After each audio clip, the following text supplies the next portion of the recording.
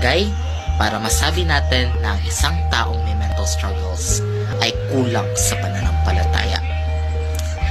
Number 1.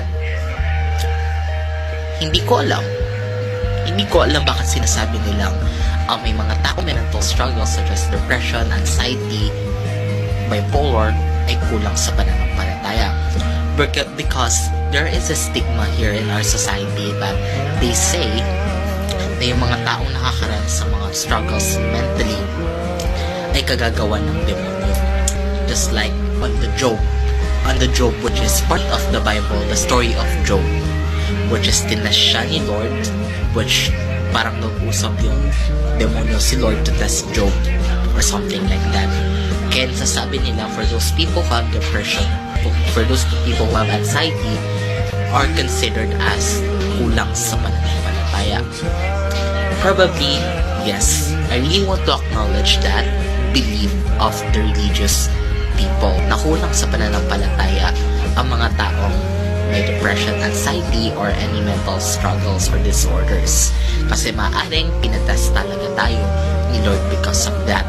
Because I believe that there is a reason why we experience these struggles in life. Diba?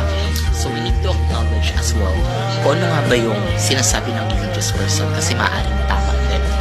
But, dapat hindi lang tayo maging one-sided at hindi lang dapat natin pakinggan lang ang sinasabi ng ating relihiyon. Dapat din natin pakinggan ang sinasabi ng ibang tao na nakakaranas sa mga mental struggles. In the side of the people who have mental struggles, and I would be the representative for this to speak, I would say that mental struggles or disorders particularly is a problem in the mind. It was not a problem in our faith.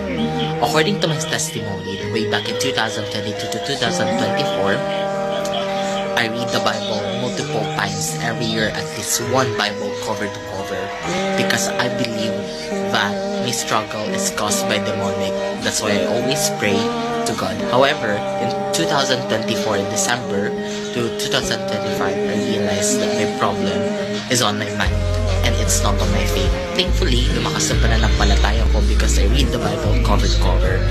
And I want to say that to those people who are saying ang disorders po or mental struggles is caused by the mind and not caused by demonic.